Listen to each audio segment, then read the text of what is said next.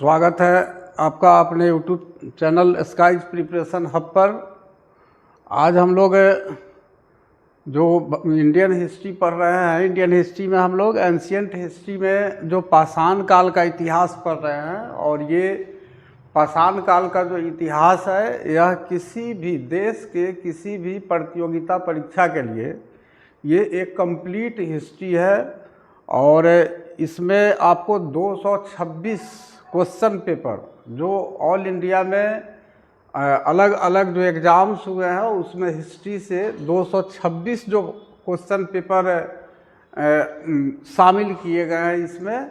और उसके बाद 29 वर्षों का प्रश्न पत्र है इसमें। तो इस तरह से ये, और इसके बाद हम इसको एनालिसिस करके पढ़ रहे हैं। तो आप यकीन मानिए कि अभी जो बिहार में जैसे बेट का एग्ज़ाम होना है, या फिर जो यूजीसी नेट का एग्ज़ाम है, या फिर और भी जो आपको पीसीएस एग्ज़ाम्स है, प्रतियोगिता परीक्षा वगैरह है, या आपका जो ग्रेजुएशन और पीजी का जो सिलेबस है, और जो 12 का भी सिलेबस आप मान सकते हैं। तो इन सब में अगर देखा जाए तो कंबाइंड करके आप अगर इसको पर देखते हैं तो एंशियंट हिस्ट्री जो है आपका, ये एक कंप्लीट हिस्ट्री यहाँ मिलेगा। और यहाँ पढ़ लेने के बाद आपको अलग से कुछ भी पढ़ने की आवश्यकता इसमें नहीं रहेगा। तो इस तरह से हम लोग जहाँ तक पढ़े हैं उसके आगे हम लोग इसको देखते हैं। अभी हम लोग पाषाण काल के इतिहास को पढ़ रहे हैं। इसमें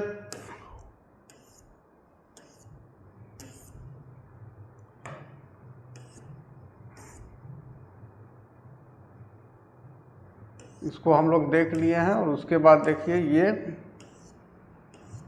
फर्स्ट पेज हम लोग देखे थे। उसके बाद PYQ MCQ हम लोग इसमें पढ़ रहे थे। 11 नंबर तक हम लोग इसमें देख लिए। उसके बाद चलिए नेक्स्ट हमारा ये 12 नंबर से ये पाषाण काल को हम लोग पढ़ेंगे। ये 12 नंबर से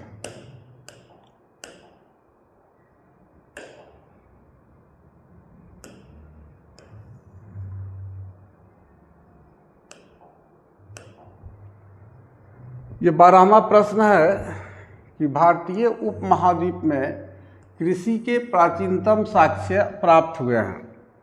ये आपको यूपी में जो लोअर है, यूपी लोअर सबऑर्डिनेट का जो एग्ज़ाम है उसमें 2004 और 2008 दोनों में पूछे गए हैं कि भारतीय उपमहाद्वीप में जो इंडियन सब कॉन्टिनेंट है उसमें एग्रीकल्चर का एंशियंट एग्रीकल्चर का, यानी हम कह सकते हैं कि the oldest evidence of agriculture in Indian सब कॉन्टिनेंट, भारतीय उपमहाद्वीप में कृषि के प्राचीनतम साक्ष्य प्राप्त हुआ। तो इस पर हम लोग चर्चा किए थे, फिर से इसमें हम लोग कर लेते हैं कि नवीनतम खोजों के आधार पर भारतीय उपमहाद्वीप में प्राचीनतम कृषि साक्ष्य वाला स्थल उत्तर प्रदेश के संत कबीर नगर जिले में स्थित लहुरा देव है। इसको हम लोग पढ़े थे, लेकिन इतना इम्पोर्टेंट है कि यहाँ से हमें फिर से शुरू करना पड़ रहा है। तो यहाँ देखिए, नवीनतम खोज यानी जो नया रिसर्च है, नया जो अनुसंधान है, उसके आधार पर जो पुराना अनुसंधान हुआ था, तो पुराना अनुसंधान में भारतीय उपमहाद्वीप में कृषि का जो प्राचीनतम साक्ष्य हमें मिला था वह पाकिस्तान के बलूचिस्तान प्रांत में स्थित जो मेहरगढ़ है, उस मेहरगढ़ में मिला था। 7000 ईसा पूर्व के आसपास गेहूं के खेती का साक्ष्य। तो पुराना जो हमारा अनुसंधान था उसमें उसी गेहूं के खेती के साक्ष्य जो मेहरगढ़ से मिला था 7000 ईसा पूर्व में, उसी को सबसे प्राचीनतम साक्ष्य माना जाता था। लेकिन नवीनतम खोज हुआ है, फिर नया जो अनुसंधान हुआ है, तो उसमें थोड़ा सा वो चेंज हो गया है। चेंज क्या हो गया है कि वो आपको पाकिस्तान के बलूचिस्तान में मेहरगढ़ में जो 7000 ईसा पूर्व में गेहूं के खेती का साक्ष्य हमें मिला था, तो उसमें चेंजिंग क्या आ गया है कि नया अनुसंधान में आपको उत्तर प्रदेश में एक ज़िला है जिसका नाम है संत कबीर नगर। तो ये संत कबीर नगर जिला में एक स्थान है जिसका नाम है लहुरा देव। तो इस लहुरा देव अब नए अनुसंधान में लहुरा देव जो है भारत में प्राचीनतम कृषि साक्ष्य वाला स्थल हो गया। पहले कौन था? मेहरगढ़ था, पुराने अनुसंधान के अनुसार। अब क्या है, यहाँ से लहुरा देव में क्या मिला है, तो यहाँ से 9000 ईसा पूर्व से 7000 ईसा पूर्व तक के बीच चावल के साक्ष्य प्राप्त हुए हैं। 9000 BC टू 7000 BC, 9000 ईसा पूर्व से 7000 ईसा पूर्व के बीच चावल के खेती का साक्ष्य हमें लहुरा देव से प्राप्त हुआ है, जो उत्तर प्रदेश के संत कबीर नगर जिला में है। और 7000 ईसा पूर्व में पुराना जो अनुसंधान था उसमें गेहूं की खेती का साक्ष्य हमको मेहरगढ़ से मिला था। तो ये नया अनुसंधान में देखिए, और पुराना हमें ये साक्ष्य हमें प्राप्त हो रहा है 1500 वर्ष पहले चावल का खेती उत्तर प्रदेश में हमें आपको उसका साक्ष्य मिल रहा है। उल्लेखनीय है कि इस नवीनतम खोज के पूर्व भारतीय उपमहाद्वीप का प्राचीनतम कृषि साक्ष्य वाला स्थल मेहरगढ़ पाकिस्तान के बलूचिस्तान में स्थित, यहाँ से 7000 ईसा पूर्व के गेहूं के साक्ष्य मिले हैं, जबकि प्राचीनतम चावल के साक्ष्य वाला स्थल कोल्डिवा इलाहाबाद जिले में बेलन नदी के तट पर स्थित, यहाँ से 6500 ईसा पूर्व के चावल की भूसी के साक्ष्य मिले हैं माना जाता था। अब देखिए, पुराना जो हमारा अनुसंधान हुआ था, तो पुराना अनुसंधान में गेहूं की खेती का साक्ष्य हमें 7000 ईसा पूर्व में पाकिस्तान के बलूचिस्तान प्रांत में स्थित जो मेहरगढ़ नामक स्थान है वहाँ मिला था। और प्राचीनतम जो अनुसंधान था पुराना वाला, उसमें चावल की भूसी का साक्ष्य हमें मिल रहा है 6500 ईसा पूर्व में, यानी मेहर ये इसके 500 वर्ष बाद। तो ये माना जाता था। और ये कहाँ से मिला था? तो कोल्डिवा से मिला था। ये भी आपको यूपी से ही, उत्तर प्रदेश में ही इलाहाबाद जो जिला है, उसी इलाहाबाद जिला का नाम बदलकर अब प्रयागराज जिला हो गया। तो प्रयागराज जिला में बेलन नदी के तट पर आपको स्थित है ये स्थल कोल्डिवा।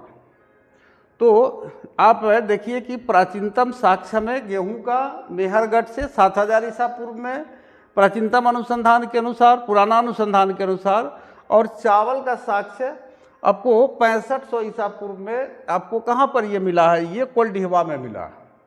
उत्तर प्रदेश के प्रयागराज जिले में स्थित जो कोल्डिवा है, वहाँ बेलन नदी के तट पर ये स्थित है। और उसी कोल्डिवा से हमें चावल के भूसी का साक्ष्य मिला है, जो 6500 ईसा पूर्व का है। और अब देखिए, नया अनुसंधान में इससे 6500 से आप देखिए तो कितना 100 वर्ष पहले हो गया, लगभग 1000-1500 वर्ष पहले आपको यहाँ उत्तर प्रदेश के लहुरा देव से मिल रहा है। लेकिन ये नया अनुसंधान में, नवीनतम खोज में है, ये समझना पड़ेगा। तो उपरोक्त संदर्भों में अब यदि विकल्प में लहुरा देव रहता है, इस पर गौर करना बहुत जरूरी है। लहुरा देव रहता है तो उपयुक्त विकल्प वही होगा, लहुरा देव होगा। अगर ऑप्शन में लहुरा देव और मेहरगढ़ दोनों देता, और आपको चावल के परिप्रेक्ष्य में अगर प्रश्न पूछता है और कोल्डिवा और लहुरा देव दोनों देता है, तो ऑप्शन हम लहुरा देव को टिक लगाएंगे। लहुरा देव नहीं रहेगा तो कोल्डिवा होगा, और गेहूं का आएगा तो फिर मेहरगढ़ आएगा। और सिर्फ कृषि अगर मेंशन करेगा, खेती अगर मेंशन करेगा और उसमें लहुरा देव और मेहरगढ़ नाम देगा, तो हम लहुरा देव को टिक लगाएंगे। तो ये हमें समझना पड़ेगा इस कॉन्सेप्ट को। परंतु लहुरा देव के विकल्प में न होने की स्थिति में इसका उत्तर पूर्व की भांति होगा। यदि ऑप्शन में लहुरा देव नहीं है तो हमारा आंसर पहले की तरह मेहरगढ़ होगा। तो इस कॉन्सेप्ट को हमें निश्चित रूप से समझना है, क्योंकि द मोस्ट इम्पॉर्टेंट आपको ये कॉन्सेप्ट है जो हर तरह के एग्ज़ाम में पूछे जाते हैं। और ख़ासकर जो अभी बेट या असिस्टेंट प्रोफेसर का एग्ज़ाम होना, इसके लिए तो कॉन्सेप्ट ही आपको समझना पड़ेगा। ऐसा नहीं कि आप स्टेट वगैरह के जैसे या फिर नॉर्मल एग्ज़ाम की तरह से आप सोचिए कि वन लाइनर हम क्वेश्चन आंसर पढ़ लेंगे और उसके बाद हम नेट क्वालिफाई कर जाएंगे या असिस्टेंट प्रोफेसर का एग्ज़ाम निकाल लेंगे। तो ये पॉसिबल नहीं है। आपको पूरा जो कोई भी कंटेंट है उसके कॉन्सेप्ट को समझना पड़ेगा। तो इसलिए इसको अगले क्वेश्चन की तरफ हम लोग चलते हैं 13 नंबर पर।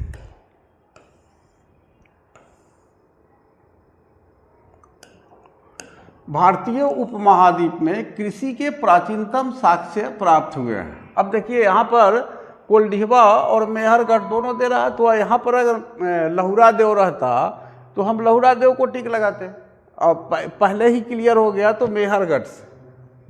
मेहरगढ़ में क्या हुआ है, 7000 ईसा पूर्व 7000 BC में हमें किसके खेती का साक्ष्य मिलता है, गेहूं के खेती का हमें साक्ष्य मिलता है। किस अनुसंधान के अनुसार, प्राचीनतम अनुसंधान के अनुसार, पुराने खोज के अनुसार। नए खोज के अनुसार खेती का जो हमें साक्ष्य मिला है वह 9000 से 7000 BC के बीच कहाँ से मिला है, ये लहुरा देव से आपको चावल की खेती का साक्ष्य मिला। और आप पुराना अनुसंधान में देखिएगा तो कोल्डिहवा में चावल की भूसी मिला है 6500 ईसा पूर्व में। तो इस कॉन्सेप्ट को समझना होगा। तो भारतीय उपमहाद्वीप में कृषि के प्राचीनतम साक्ष्य कहाँ से प्राप्त हुए हैं। फिर मेहरगढ़ हो गया, सेम क्वेश्चन को रिपीट करा दे कि यूपी PCS के एग्ज़ाम में है, ये मेंस में 2007 में, फिर यूपी PCS के एग्ज़ाम में। यानी प्राचीनतम जो हमारा कृषि है, एग्रीकल्चर है भारतीय उपमहाद्वीप में, उसके कॉन्सेप्ट को आपको अच्छी तरह से तैयार रखना होगा, क्योंकि कितना भी घुमा के अगर पूछे तो आप उसका जवाब दे सकिए। उसके बाद हम चलते हैं क्वेश्चन नंबर 15 के तरफ।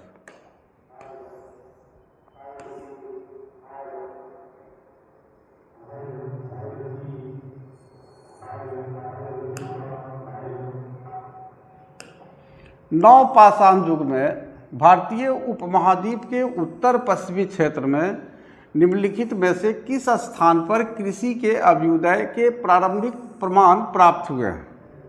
तो यहाँ पर आप अगर देखिएगा भारतीय उपमहाद्वीप के उत्तर पश्चिमी क्षेत्र में, मान लीजिए कि आपको ये भारत है, और भारत का ये अगर आपको दक्षिण वाला भाग इसको मान लेते हैं, मान क्या लेते हैं, दक्षिण माना जाता है मैप में, और ये राइट साइड में आपको पूरब हो जाता है, और ये वेस्ट इधर आ जाइएगा तो पश्चिम हो जाता है, और ऊपर वाला जो भाग होता है ये हमारा उत्तर होता है।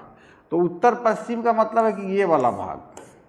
तो ये बंटवारा के बाद ये वाला भाग पाकिस्तान में चला गया, उत्तर पश्चिम वाला भाग। तो इसी उत्तर पश्चिम भारतीय उपमहाद्वीप के उत्तर पश्चिमी क्षेत्र में निम्नलिखित में से किस स्थान पर, मतलब इस क्षेत्र में उत्तर पश्चिम, देखिए ये पश्चिम और ये उत्तर है, उत्तर पश्चिम का ये कोना पर कह रहा है, किस क्षेत्र स्थान पर कृषि के अभ्युदय के प्रारंभिक प्रमाण प्राप्त हुए हैं। तो यहीं पर आपको ये मेहरगढ़ है जो पाकिस्तान के बलूचिस्तान प्रांत में स्थित है। तो यहीं से आपको कृषि के प्रारंभिक अभ्युदय का हमें साक्ष्य प्राप्त हो रहा है। तो इस तरह से मेहरगढ़ को हम सही कर लेंगे। उसके बाद हम चलते हैं नेक्स्ट क्वेश्चन के तरफ।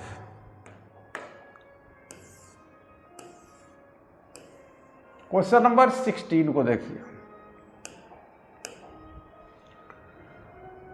भारत में पशुपालन एवं कृषि के प्राचीनतम साक्ष्य प्राप्त हुए हैं। देखिए यहाँ पर दोनों चीज़ है, यहाँ पर आपको पशुपालन भी है, डोमेस्टिकेशन ऑफ एनिमल है, और उसके बाद आपको एग्रीकल्चर भी है। दोनों का द ओल्डेस्ट एविडेंस पूछ रहा है, सबसे पुराना साक्ष्य हमसे पूछा जा रहा है।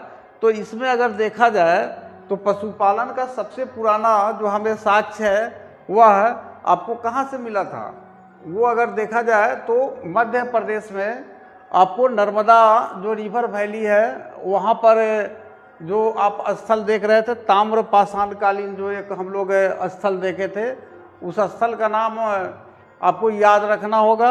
वो कौन सा स्थल था उसको हम लोग देख लेते हैं एक बार।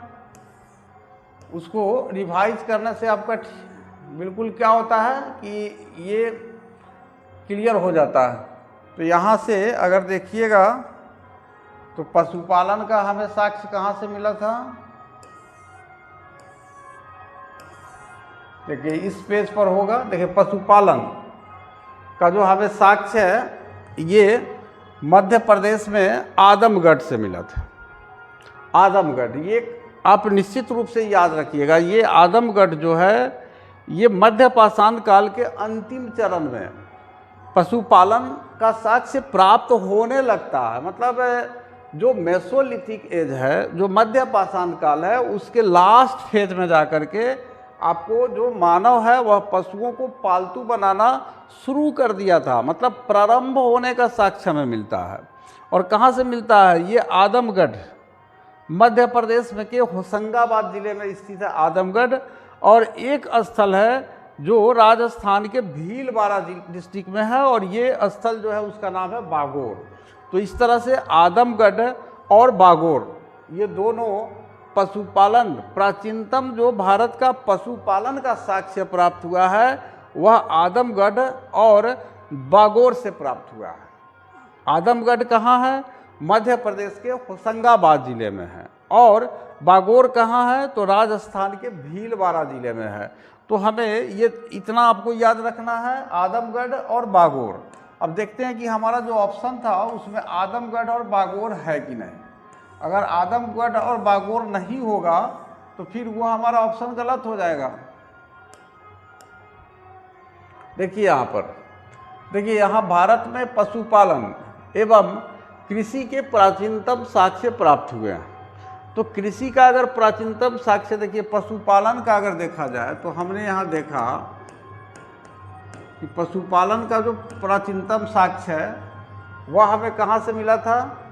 तो एक हमें मिला था मध्य प्रदेश में आदमगढ़ से, एक है मध्य प्रदेश के आदमगढ़ से, और दूसरा राजस्थान के भीलवाड़ा डिस्ट्रिक्ट में एक स्थल था जिसका नाम है बागोर।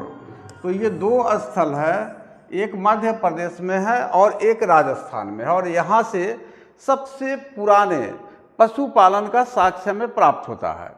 और उसके साथ कृषि भी इसमें ऐड कर रहा है, एग्रीकल्चर भी ऐड कर रहा है। तो एग्रीकल्चर में हम अगर प्राचीनतम अनुसंधान के हिसाब से देखें, पुराना जो हमारा खोज है उसके हिसाब से देखें, तो गेहूं की खेती कहाँ हो रहा है? मेहरगढ़ में हो रहा है। मेहरगढ़ में गेहूं की खेती हो रहा है। ये सबसे प्राचीनतम साक्ष्य है पुराने अनुसंधान के हिसाब से। और नया जो खोज है, नया जो अनुसंधान है उसके हिसाब से आपको चावल की खेती लहुरा देव में प्राप्त हो रहा है। लहुरा देव, तो चावल का हमें साक्ष्य में उत्तर प्रदेश के आपको लहुरा देव से हमें प्राप्त होता है।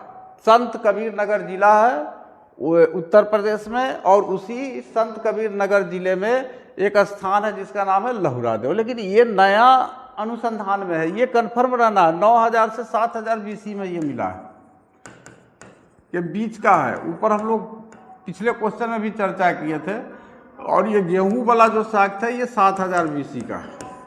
तो इस तरह से आप देखिए कि भारत में पशुपालन एवं कृषि के प्राचीनतम साक्ष्य प्राप्त हुए हैं। तो ना इसमें आदमगढ़ आपका ऑप्शन में है, बागोर भी नहीं है, हाँ मेहरगढ़ एक दिया है।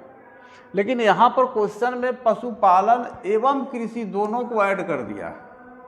तो दोनों को अगर ऐड कर दिया है तो उस स्थिति में मेहरगढ़ से सिर्फ काम नहीं चलेगा, और उपर्युक्त में से कोई नहीं, और उपर्युक्त में से एक से अधिक। तो एक से अधिक कह रहा, तो एक से अधिक भी नहीं होगा क्योंकि ऑप्शन में भी है तो एक ही होगा। लेकिन अब यहाँ पर पशुपालन का साक्ष्य में नहीं मिल रहा मेहरगढ़ से, प्राचीनतम पशुपालन का, कृषि का मिल रहा। लेकिन चूंकि एवं के साथ ऐड कर दिया तो दोनों जहाँ से मिला वो हमें जवाब देना है। तो इस तरह से हमारा यहाँ देखिए मेहरगढ़ को मेंशन कर दिया, लेकिन पशुपालन की चर्चा मेहरगढ़ से नहीं है, कृषि को ऐड किया है। तो ये सब देखिए बीपीएससी का क्वेश्चन है, ये 2018 के बीपीएससी के एग्जाम में इसको पूछे हुए हैं। ये कन्फ्यूजन क्रिएट करता है इस तरह का प्रश्न।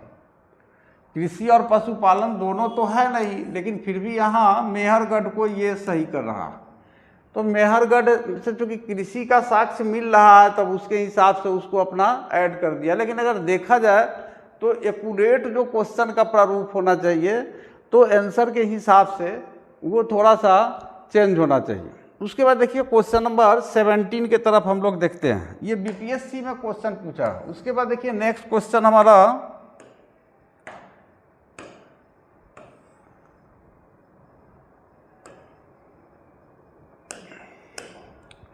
उस स्थल का नाम बताइए जहाँ से प्राचीनतम अस्थायी जीवन के प्रमाण मिले हैं। हम लोग कृषि और पशुपालन को देख लिए, तो जहाँ पर आपको खेती होगा निश्चित रूप से वहाँ जीवन अस्थायी होगा, यह हमें कॉमन सेंस से इसको समझना है। और ये UPPCS Uttar Pradesh public service commission का जो एग्ज़ाम है, स्पेशल एग्ज़ाम जो हुआ था मेंस का 2008 में, ये क्वेश्चन पूछा है। उस स्थल का नाम बताइए जहाँ से प्राचीनतम अस्थाई जीवन, परमानेंट लाइफ, परमानेंट सेटलमेंट, अस्थाई जीवन के प्रमाण मिले हैं, साक्ष्य मिले हैं। तो निश्चित रूप से मेहरगढ़ इसका सही आंसर होगा, क्योंकि मेहरगढ़ में जब कृषि की शुरुआत हो रही है भारत में सबसे पहले, तो निश्चित रूप से अस्थाई जीवन भी मेहरगढ़ में ही बसा होगा। तो दिए गए विकल्पों में प्राचीनतम अस्थाई जीवन के प्रमाण सर्वप्रथम बलूचिस्तान के कच्छी मैदान स्थित मेहरगढ़ से मिले हैं। बलूचिस्तान में, पाकिस्तान का जो बलूचिस्तान प्रांत है वहाँ पर कच्छ का मैदान है, कच्छी मैदान है, कछारी जो मैदान है। और ये जो कच्छी मैदान है आप देखिएगा तो ये बलूचिस्तान जो है आपको बोलन नदी घाटी के किनारे है, बोलन नदी घाटी के किनारे इसका मेहरगढ़ आपको स्थित है।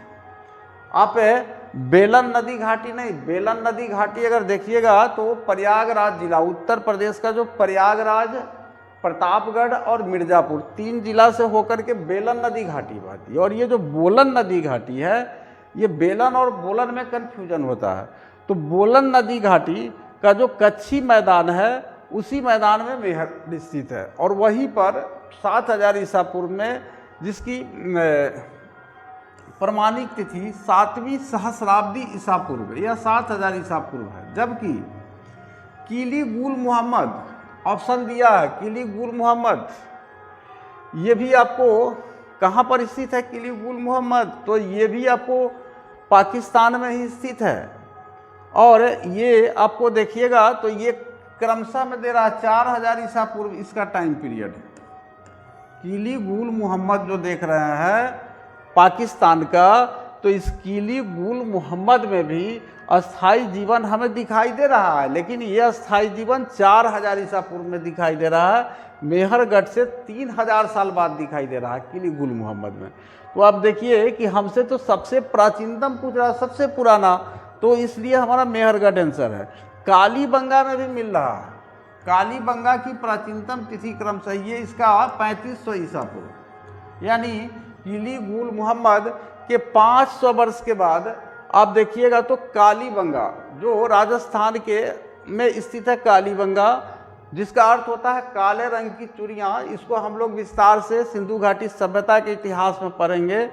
तो कालीबंगा में भी अस्थाई जीवन का हमें साक्ष्य मिल रहा है, लेकिन 3500 ईसा पूर्व का मिल रहा। तो इस तरह से हमें 3 अस्थाई जीवन का साक्ष्य भारत में मिल रहा है, जिसमें 7000 ईसा पूर्व में सबसे पहले मेहरगढ़ में मिल रहा, जो पाकिस्तान के बलूचिस्तान प्रांत में स्थित है।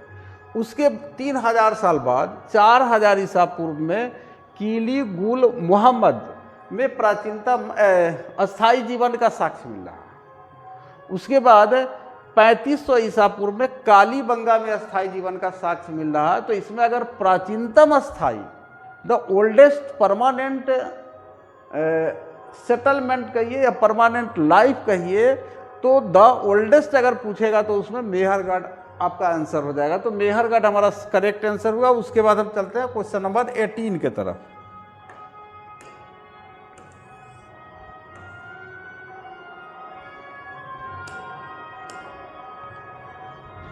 निम्नलिखित में से किन स्थानों से मध्य पाषाण काल में पशुपालन के प्रमाण मिलते हैं? मेसोलिथिक एज में मध्य पाषाण काल में पशुपालन के प्रमाण मिलते हैं। तो मध्य पाषाण काल का जो अंतिम चरण है, हम लोग कितनी बार अभी देखे हैं उस प्रश्न को, जो मेसोलिथिक एज है। मेसोलिथिक एज कब से कब तक है? तो मेसोलिथिक एज को देखिएगा तो 10,000 से लेकर 6000 BC के बीच है। ये 10,000 से 6000 BC के बीच का जो टाइम पीरियड है, इसी को हम क्या कहते हैं? मध्य पाषाण काल कहते हैं। तो ये मध्य पाषाण काल यानी जो मेसोलिथिक एज है। 10 यानी 4000 वर्ष ये रहा लगभग मध्य पाषाण काल। तो इसी का जो अंतिम चरण है, तो अंतिम चरण में यानी कह सकते हैं कि लगभग 7000 ईसा पूर्व के आसपास में मानव जो है क्या करता है, आपको पशुपालन जो शुरू करता है। अंतिम चरण का मतलब है कि 6000 ईसा पूर्व से थोड़ा सा पहले शुरू किया होगा, 500 वर्ष पहले 6500 ईसा पूर्व में, या 7000 ईसा पूर्व में, या फिर 7500 ईसा पूर्व में। तो 8000 से 6000 आप इसको एवरेज ले करके औसत चल सकते हैं। यानी मध्य पाषाण काल का में पशुपालन का हमें प्रमाण मिलता है, लेकिन अंतिम चरण में मिलता है। तो कहाँ से मिलता है, तो हमने देखा कि पशुपालन का प्रमाण जो है हमें मध्य प्रदेश का जो होशंगाबाद जिला है उसमें एक स्थल है आदमगढ़, एक हमें आदमगढ़ से मिला है। मेंशन तो किया है यहाँ पर, मध्य पाषाण काल से पशुपालन के साक्ष्य प्राप्त होने लगते हैं। ऐसा नहीं कि ये इसके पहले भी पशुपालन था, इस समय से मिलने लगता है इसका साक्ष्य।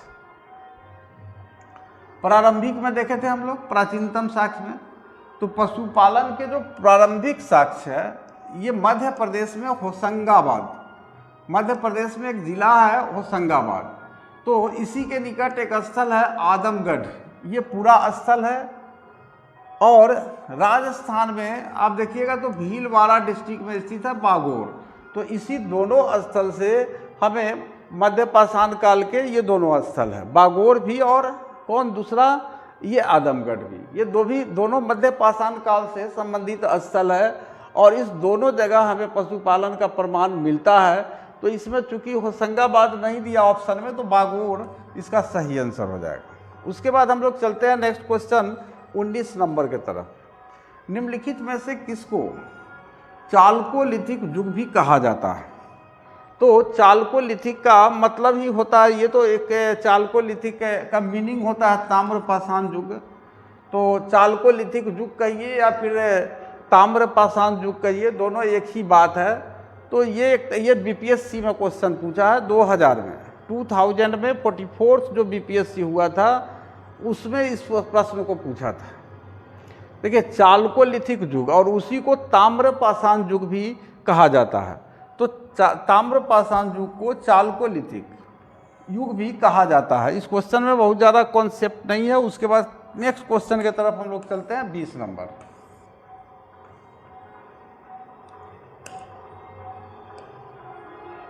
हिस्ट्री में आप कॉन्सेप्ट समझना होगा, क्योंकि जिनको असिस्टेंट प्रोफेसर का नेट का एग्ज़ाम देना है या फिर जो ग्रेजुएशन पीजी के जो स्टूडेंट्स हैं, तो वो अगर इस कॉन्सेप्ट को समझते चलेंगे तो उनको क्या होगा कि पूरा जो है आपको सिलेबस वगैरह की तैयारी हो जाएगी कॉम्पिटिटिव पॉइंट ऑफ व्यू से भी और आपके जो क्लास है उसके हिसाब से भी। तो देखिए आहार सभ्यता, या इसी को आहार सभ्यता भी कहा जाता है। आहार सभ्यता के बारे में निम्न कथनों पर विचार कीजिए। ये राजस्थान, ये आरटीएस और क्या आरएएस के एग्ज़ाम में 2021 में इस क्वेश्चन को पूछा है। इसमें 29 वर्षों में भारत के विभिन्न परीक्षाओं में पूछे जाने वाले जो क्वेश्चन पेपर है उसको इसमें शामिल किया गया है। और वो क्वेश्चन जिस चैप्टर से आएंगे उस चैप्टर के कंटेंट को भी जो इम्पोर्टेंट है उसको दिया गया है। और इतिहास जो है ये समुद्र महासागर है, तो आप लाइन बाय लाइन पूरे हिस्ट्री के फेरे में नहीं रहिएगा। आप उतना पढ़िए जितना आपके लिए देश का बड़ा से बड़ा एग्जाम भी आपका निकल जाए। तो आहार सभ्यता के बारे में निम्न कथनों पर विचार कीजिए। आहार सभ्यता, आहार का एक नाम जो है ताम्रवती भी है, ताम्रवती यहाँ चर्चा किया है। तो इसमें कथन पर विचार करना है और इसमें से सही विकल्प का चयन कीजिए। देखिए इस तरह के प्रश्न आपसे पूछे जाएंगे, कॉन्सेप्ट से रिलेटेड प्रश्न आपको असिस्टेंट प्रोफेसर, यूजीसी नेट या फिर जो स्टेट एलिजिबिलिटी टेस्ट होना है या बेट होना है तो उसके एग्जाम में कॉन्सेप्ट इस तरह से प्रश्न पूछे जाएंगे। आहार तांबा गलाना जानते थे, आहार तांबा गलाना जानते थे। अब ये इसके सिर्फ देखिए आपकी इसके एक्सप्लेनेशन को। आहार दक्षिण पूर्वी राजस्थान में स्थित एक प्रमुख ताम्रपाषाणिक संस्कृति का स्थल है। देखिए आहार ताम्रपाषाणिक संस्कृति से संबंधित स्थल है जो राजस्थान के दक्षिण पूर्वी हिस्से में स्थित है। आहार संस्कृति के लोग मूलतः कृषक एवं पशुपालक थे। ये आपको एग्रीकल्चर और डोमेस्टिकेशन यानी एनिमल हस्बेंड्री, खेती भी करते थे और पशुओं को पालते थे। आहार संस्कृति के लोग, ये इनकी पहचान थी। और ये वे गेहूँ, जौ, चावल से परिचित थे। 3 अनाज का यहाँ पर आपको नाम दिया है, गेहूँ, जौ और चावल। इससे आहार संस्कृति के लोग परिचित थे। आहार का एक नाम, अन्य नाम ताम्बवती, तांबा वाला स्थान भी मिलता है। आहार का एक और नाम जो है हमें इतिहास में मिलता है ताम्बवती, और ताम्बवती का अर्थ होता है तांबा वाला स्थान, जिससे सूचित होता है कि यहाँ तांबा बहुतायत में उपलब्ध था। क्योंकि बहुत अधिक मात्रा में इस स्थल पर आहार में तांबा उपलब्ध थी, इसी के वजह से इसका नाम तांबा वाला स्थान या ताम्बवती पड़ा था। यहाँ के निवासी तांबे को गलाकर मनचाही वस्तुएं तैयार करते थे। तो देखिए, आहारवासी तांबा गलाना जानते थे, तो हमारा ये ऑप्शन 1 सही है। उसके बाद धातु का काम आहारवासियों की अर्थव्यवस्था का एक प्रमुख साधन था। आहारवासी जो थे, आहार संस्कृति के जो लोग थे राजस्थान के दक्षिण पूर्वी भाग में स्थित, तो इनका मुख्य काम, ये सब के सब धातु का काम जानते थे, यानी मेटालुर्जी, धातु कर्म से ये परिचित थे। अब ये चावल से परिचित थे कि नहीं, तो यहाँ क्लियर है, ये लिखा है कि ये लोग चावल से परिचित नहीं थे, और यहाँ लिख रहा है कि वे गेहूँ, जौ तथा चावल से परिचित थे। तो इसका मतलब है कि ये कहता है कि ये लोग चावल से परिचित नहीं थे, तो ये गलत हो गया। अब देखिए तीसरा, धातु का काम आहारवासियों की अर्थव्यवस्था का एक साधन था। बिल्कुल सही बात है, ये धातु का काम वहाँ के सभी लोग जानते थे, तीसरा भी सही है। अब चलिए नेक्स्ट क्वेश्चन देखिए, यहाँ से काले लाल रंग के मृदभांड की प्राप्ति हुई है, जिन पर सामान्यतः सफ़ेद रंग से ज्यामितीय आकृतियाँ उकेरी गई है। अब देखिए, जितना भी मृदभांड हमें प्राप्त हुआ है ताम्रपाषाण काल का, चालकोलिथिक एज का, वह आपको काला और लाल है। उस मृदभांड का कलर कैसा है? काला, और ये क्या है? लाल है। लेकिन इसी काला और लाल जो हमें मृदभांड चालकोलिथिक युग के स्थलों से प्राप्त हुए हैं, ताम्रपाषाण कालीन स्थलों से प्राप्त हुए हैं, तो वे उसमें से आहार एक ऐसा ताम्रपाषाण कालीन स्थल है जहाँ के मृदभांड जो है काला और लाल से तो है ही, लेकिन इस पर सफ़ेद रंग से, जैसे मान लीजिए कि यहाँ पर कुछ है इस तरह का बर्तन वगैरह, उसको जिन लोगों को बनाने आता है अपना, इसको बनाइएगा, किस तरह से इसको बनाया जाए। ये जिनको बनाना, आप सिंपल उसको समझिए कि एक मिट्टी का बर्तन है, और उस मिट्टी के बर्तन को काला और लाल रंग से उसको बनाया गया, और सफ़ेद कलर से उसमें आपको ज्योमेट्रिक लाइन वगैरह, ज्यामितीय रेखा चित्र वगैरह उस पर खींचा गया है। तो ये सफ़ेद कलर का जो रेखा चित्र हमें मिला, ज्यामितीय आकृति मिली है, वो सिर्फ आहार के मृदभांडों में मिला। ये बताने का मेन यही मेंशन था। तो यहाँ से काले लाल रंग के मृदभांड मिले हैं, जिन पर सामान्यतः सफ़ेद रंग से ज्यामितीय आकृतियाँ उकेरी गई है, तो ये भी सही है। तो इस तरह से अगर हमें देखा जाए तो हमारा जो करेक्ट आंसर हो गया वो कौन सा हो गया? ए हो गया। ए यानी 1, 3 और 4, ये हमारा सही ऑप्शन है। तो ये देखिए, जिस तरह से इसको एक्सप्लेनेशन किया गया है, आप कंप्लीट हिस्ट्री आपका तैयार हो जाएगा अगर ठीक से मन लगा के आप क्लास को तो देखिए। उसके बाद नेक्स्ट क्वेश्चन देखिए आप 21,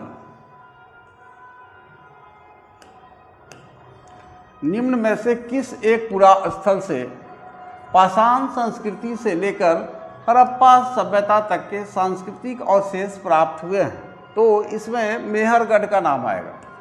क्यों?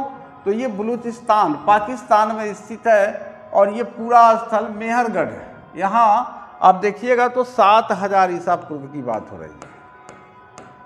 7000 ईसा पूर्व में यहाँ पर हम देख रहे हैं कि गेहूँ की खेती का साक्ष्य हमें प्राप्त हो रहा है। और 7000 ईसा पूर्व का अगर बात किया जाए तो हम लोग ऊपर अभी जाने थे कि 10,000 से एनसीईआरटी के अनुसार 10,000 से 6,000 बीसी के बीच का जो टाइम है, ये कौन सा टाइम है? ये मेसोलिथिक एज है, ये मध्य पाषाण काल का टाइम है, मेसोलिथिक एज है। ये मध्य पाषाण काल का जो टाइम पीरियड है एनसीईआरटी के अनुसार 10,000 से 6,000 ईसा पूर्व है। और 6,000 से 1,000 ईसा पूर्व का जो टाइम पीरियड है, इसको आपको नियोलिथिक एज NA हम लिख देते हैं शॉर्ट में। नवपाषाण काल का टाइम पीरियड एनसीईआरटी के अनुसार 6,000 से 1,000 ईसा पूर्व है। और ये नवपाषाण काल की शुरुआत के पहले ही 1000 साल पहले देखिए आप मेहरगढ़ में गेहूं की खेती का साक्ष्य मिल रहा है। तो इस तरह से ये जो क्वेश्चन है कि कौन सा पूरा स्थल है जहाँ से पाषाण संस्कृति से लेकर हड़प्पा सभ्यता तक के सांस्कृतिक अवशेष प्राप्त हुए हैं, तो ये सबसे पहले खेती का साक्ष्य पाषाण काल में मिल रहा है। और ये खेती उसके बाद ये अस्थायी जीवन बसा रहे हैं। और ये मेहरगढ़ की जो संस्कृति है ये हड़प्पा सभ्यता तक जा रहा है। तो इस तरह से बलूचिस्तान जो पाकिस्तान में स्थित है, इसी में स्थित जो मेहरगढ़ है, यहाँ से पाषाण संस्कृति से लेकर हड़प्पा सभ्यता तक के सांस्कृतिक अवशेष प्राप्त हुए हैं। इस क्वेश्चन के कॉन्सेप्ट को आप समझ गए होंगे। उसके बाद हम चलते हैं क्वेश्चन नंबर 22 के तरफ।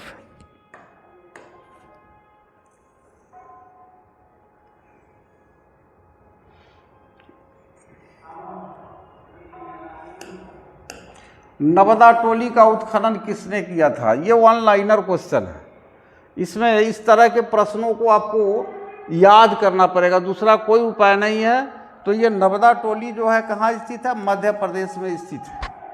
और ये इसका उत्खनन कौन कराया था? दक्कन कॉलेज जो पूना में स्थित है। इसी पूना के एक प्रोफेसर थे जिनका नाम था HD सांकलिया। ये बहुत ही महान हम कह सकते हैं कि इतिहासकार थे ये HD सांकलिया साहब।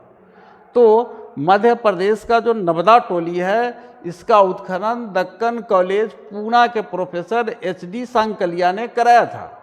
यह स्थल इस महाद्वीप का सबसे विस्तृत उत्खनित ताम्रपाषाणिक ग्राम स्थल है।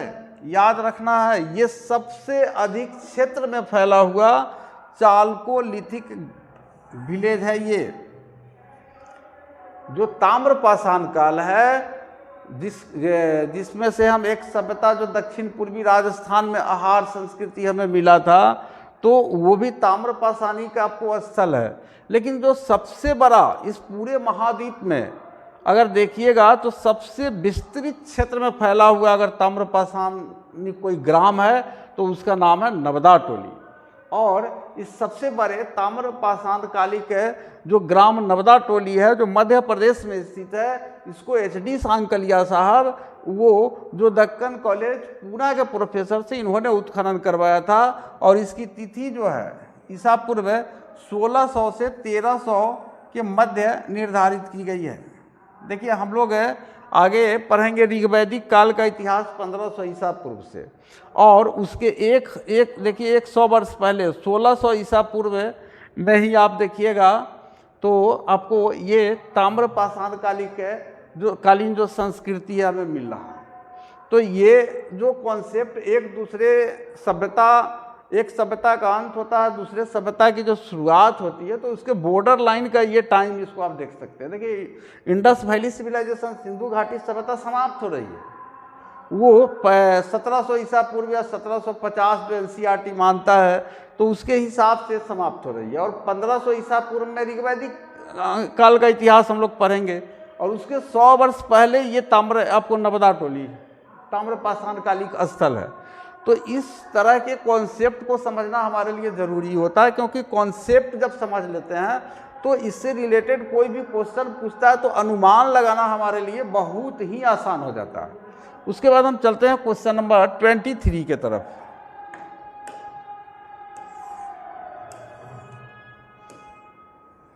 चलिए ये वन लाइनर क्वेश्चन है, इसमें ज़्यादा टाइम नहीं देना। नर्मदा टोली किस राज्य में स्थित है? अभी हम लोग पढ़े हैं, मध्य प्रदेश में स्थित है। उसके बाद ये कैसा स्थल है? तो सबसे बड़ा ताम्र पाषाण कालीन आपको ग्राम है, विलेज है, और इसका जो खुदाई है, इसका जो उत्खनन है, दक्कन कॉलेज पूना के प्रोफेसर HD संकलिया साहब ने किया था। उसके बाद नेक्स्ट देखिए, बृहद पाषाण स्मारकों की पहचान की गई है।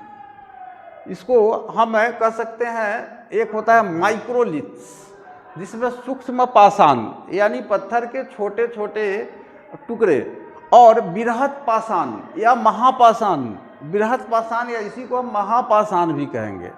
तो इसे पत्थर से बना हुआ अगर कोई स्मारक वगैरह बना हुआ है, जैसे आज के डेट में भी अगर कोई व्यक्ति मर जाता है तो बहुत सारे, जैसे क्रिश्चनिटी में देखिएगा या इस्लाम में देखिएगा कि दफनाया जाता है, फिर आपको हिंदू धर्म में भी लोग जलाने के बाद क्या करते हैं कि उसका जो अस्थि कलश वगैरह होता है तो वहाँ पर एक बहुत बड़ा कुछ बना देते हैं, ढांचा बना देते हैं। तो वो ढांचा क्या है? एक प्रकार का स्मारक है। तो वो पाषाण काल में भी लोग स्मारक बनाते थे, लेकिन वो जो स्मारक बनते थे वो बड़े बड़े पत्थरों के बनते थे। तो इसी वजह से बृहद पाषाण स्मारक उनको कहा जाता था। और इसकी पहचान की गई है किस रूप में? मृतक को दफनाने के स्थान के रूप में। इसका हमने व्याख्या कर लिया है, इसको देख लेते हैं, इसका एक्सप्लेनेशन। नवपाषाण युगीन दक्षिण भारत में शवों को विभिन्न प्रकार की समाधियों में दफनाने की परंपरा विद्यमान थी। अब देखिए, साउथ इंडिया की बात हो रही है, दक्षिण भारत की बात हो रही है। कब? नियोलिथिक एज में, नवपाषाण युग में।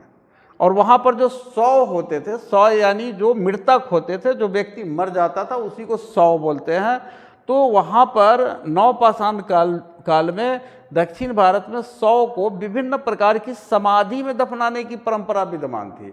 जब वहाँ कोई व्यक्ति की मृत्यु होती थी दक्षिण भारत में, तो वे क्या करते थे कि उनका जो समाधान करते थे, उनका जो सिमेट्री बनाते थे, समाधि जो बनाते थे, उसमें समाधि जो होता था यानी जहाँ उनको दफनाते थे वहाँ पर जो है एक स्मारक बनाने की परंपरा विद्यमान थी।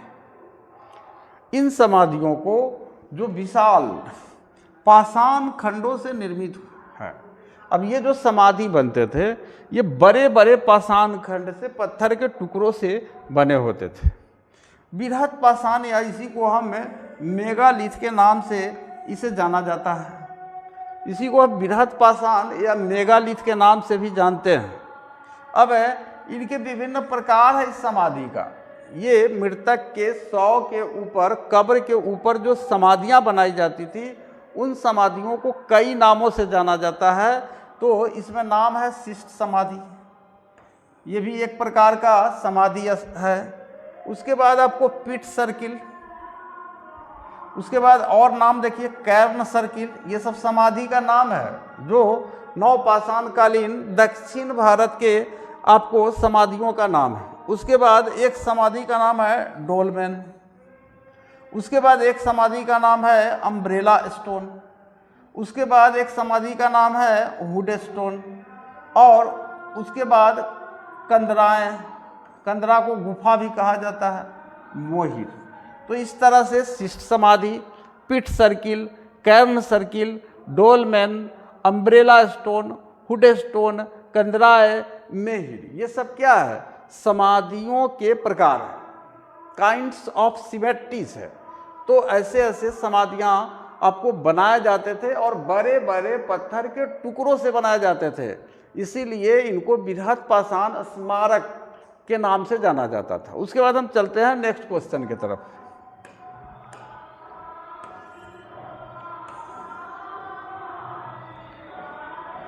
क्वेश्चन नंबर 25 देखते हैं हम लोग।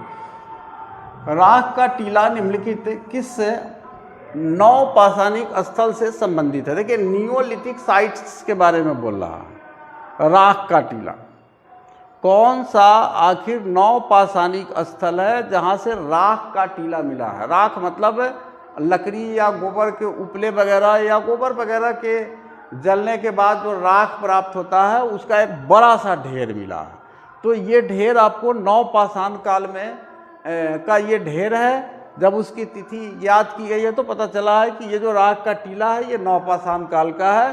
तो ये स्थल कहाँ है? तो ये स्थल संगनकल्लू में है। ये स्थल संगनकल्लू में है। यूपी पीसीएस में इस क्वेश्चन को पूछा। Uttar Pradesh public service commission, Uttar Pradesh लोक सेवा आयोग में इस प्रश्न को पूछा है। और याद रखिएगा कि ये राग का टीला जो नवपाषाणिक स्थल है ये आपको संगनकल्लू में मिला। अब ये संगनकल्लू कहाँ है? तो ये कर्नाटक में है। कर्नाटक में मैसूर, जहाँ का हैदर अली थे और हैदर अली का बेटा टीपू सुल्तान थे, तो कर्नाटक वही मैसूर है। तो कर्नाटक में जो मैसूर है उसी के पास एक बेल्लारी जनपद है। बेल्लारी जनपद है, यहीं पर स्थित है संगनकल्लू। यानी संगनकल्लू हम कह सकते हैं कि कर्नाटक में है। और इसी पर यहीं पर नवपाषाण कालीन जो पूरा स्थल है ये संगनकल्लू, ये नवपाषाण काल के आपको पूरा स्थल है। और यहीं से राग का टीला जो है प्राप्त हुआ। राग का टीला संगनकल्लू से प्राप्त हुआ। उसके बाद नेक्स्ट क्वेश्चन देखिए, भीमबेटका किसके लिए प्रसिद्ध है? तो इसमें बहुत ज़्यादा कुछ टेंशन नहीं है। भीमबेटका जो है ये आपको क्या है, मध्य प्रदेश में स्थित है भीमबेटका। इसके एनालिसिस को पहले हम समझ लेते हैं। मध्य प्रदेश में एक ज़िला है जिसका नाम है रायसेन ज़िला, और इसी रायसेन ज़िले में स्थित है ये भीमबेटका। प्रागैतिहासिक शैल चित्रकला का श्रेष्ठ उदाहरण है। शैल का मतलब होता है पत्थर, और शैल चित्रकला यानी पत्थर के जो बड़े बड़े गुफा होते थे, उन गुफाओं में जो मानव रहते थे वह उन पत्थरों पर यानी उस शैल पर चित्र बना देते थे। तो इसका हमें साक्ष्य भीमबेटका से प्राप्त हुआ है, जो मध्य प्रदेश के रायसेन जिला में स्थित है। और वहाँ से प्रागैतिहासिक यानी प्री हिस्टोरिक जो हम कह सकते हैं कि स्टोन पिक्टोग्राफी है, यानी पत्थर पर जो चित्रकारी की गई है उसका साक्ष्य हमें प्राप्त होता है। अब इन गुफाओं में जीवन के विविध रंगों को पेंटिंग के रूप में उकेरा गया। अब जीवन के जितने भी हम कह सकते हैं कि उस समय के मानव के, प्रागैतिहासिक काल के मानव के, पाषाण काल के मानव के जीवन में जो भी आपको गतिविधियां थी, उसी गतिविधियों को हम क्या कहेंगे, जीवन के विविध रंग कहेंगे। तो उन सारे गतिविधियों को उस समय के मानव ने जो गुफाओं में रहते थे एक पेंटिंग के रूप में उकेर दिया शैल पर, पत्थरों पर। तो उसमें क्या बनाया हुए लोग, हाथी, सांभर, हिरन आदि के चित्र हैं। ये भीमबेटका में जो शैल चित्रकला मिला है उसमें हाथी के चित्र मिल जाएंगे आपको, सांभर के चित्र मिल जाएंगे, हिरन के चित्र मिल जाएंगे। अब तक लगभग 700 शरण स्थलियों की पहचान की जा चुकी है, जिसमें 133 में चित्र पाए गए। अब आप देखिएगा तो जो मध्य पाषाण काल का समय है या नवपाषाण काल का समय है, तो उस समय चूँकि गुफाओं में मानव रहते थे, पत्थरों की जो पहाड़ों की गुफाओं में रहते थे, तो इस तरह के 700 शरण स्थल मिले हैं। लेकिन उस 700 जो शरण स्थल मिले हैं उस 700 शरण स्थल में चित्रकारी नहीं की गई है। मात्र 700 में से 133 ही शरण स्थली है जहाँ पर चित्रकारी के साक्ष्य हमें प्राप्त हुए हैं। तो इस तरह से क्वेश्चन नंबर 26 का भीमबेटका किसके लिए प्रसिद्ध है, तो ये क्लियर हो गया, गुफाओं के शैल चित्र के लिए, यानी गुफाओं में पत्थर पर जो चित्र बनाए गए हैं उसके लिए भीमबेटका आपको प्रसिद्ध है। और ये मध्य प्रदेश के रायसेन जिला में स्थित है।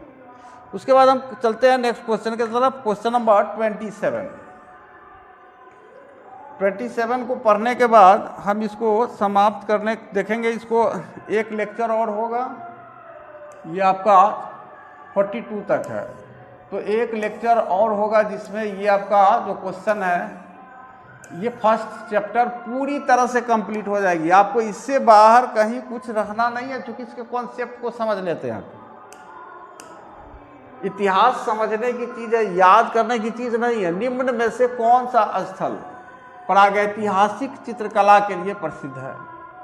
अब इसमें अभी तो हम लोग पढ़े हैं कि प्रागैतिहासिक जो चित्रकला है, प्री हिस्टोरिक जो पेंटिंग है, वो उसके लिए कौन फेमस है? भीमबेटका।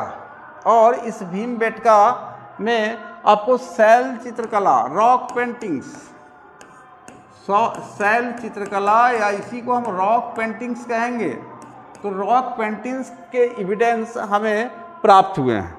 तो इस तरह से क्वेश्चन नंबर 27 हमारा क्लियर हुआ। उसके बाद हम देखते हैं क्वेश्चन नंबर 28 के तरफ।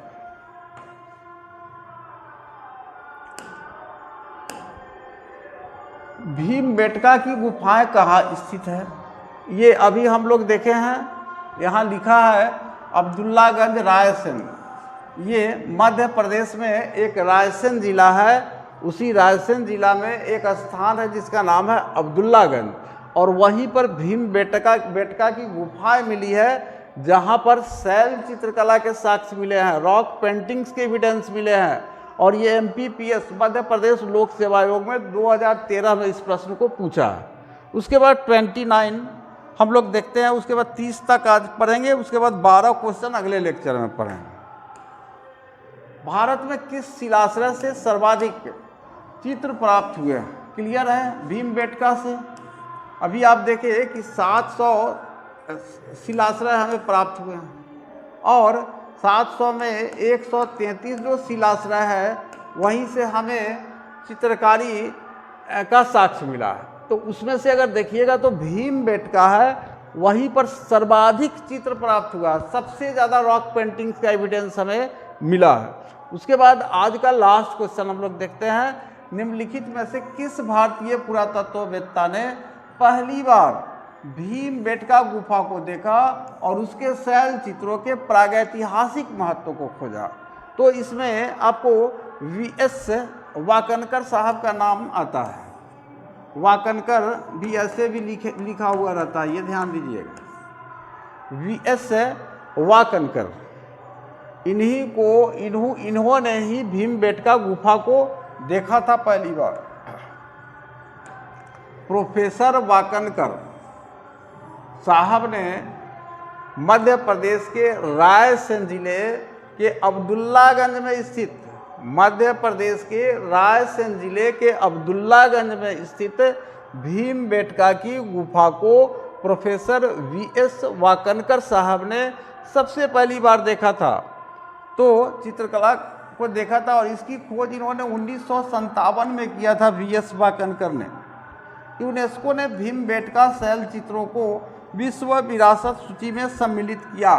अब जो यूनेस्को है, आप जानते हैं कि संयुक्त राष्ट्र संघ की एक संस्था है, और यह अंतर्राष्ट्रीय महत्व के जो भी प्राचीनतम या जो भी पुराने आपको स्मारक या स्थल मिलते हैं, तो उसको ये गोद ले लेता है एक तरह से यूनेस्को। उसके सुरक्षा की सारा व्यवस्था, उसके खर्च की सारी व्यवस्था जो है यूनेस्को करती है। तो भारत के कई स्थलों को लिया, जैसे ताजमहल जो आप देख रहे हैं, जिसको शाहजहां ने आगरा में बनवाया था, तो उसको भी यूनेस्को ने अपने विश्व विरासत सूची में शामिल कर लिया है कि ये विश्व की विरासत है। तो भीमबेटका जो शैल चित्रकला है, मध्य प्रदेश के रायसेन जिले के अब्दुल्लागंज में स्थित जो भीमबेटका शैल चित्रकला का जो साक्ष्य है, प्रोफेसर VS वाकनकर साहब को 1957 में मिला था, इसको भी यूनेस्को ने क्या किया, विश्व विरासत सूची में सम्मिलित कर लिया है। तो इस तरह से आज हमारा जो ये तीसरा लेक्चर, हम लोग तीसरा लेक्चर है, और एक लेक्चर और देखेंगे तो 4 लेक्चर में कंप्लीट पाषाण काल हो जाएगा, स्टोन एज हो जाएगा। स्टोन एज में इससे अधिक प्रश्न पूछने की कहीं से कोई संभावना नहीं है। आप इतना को ठीक से अगर समझ लिए, पढ़ लिए, तो फिर आप आने वाला जो बेट का एग्ज़ाम या स्टेट का एग्ज़ाम या फिर आपको UGC नेट का एग्ज़ाम होने वाला, आप जा कर के देखिए इस कॉन्सेप्ट को, रिटर्न आएंगे आप, और पाषाण काल से रिलेटेड जब आप क्वेश्चन को आप सोल्व करेंगे, तब आपको इस और लेक्चर को आप देखेंगे, तब आप मिलाकर देखेंगे कि इससे बाहर आपको कुछ भी नहीं मिलेगा। लेकिन कॉन्सेप्ट समझना आपके लिए बहुत ज़्यादा ज़रूरी है। तो चलिए इसी के साथ हम आज का लेक्चर यहीं समाप्त करते हैं, और आप लोगों से आग्रह करते हैं कि चैनल को सब्सक्राइब कीजिए, लाइक कीजिए और शेयर कीजिए।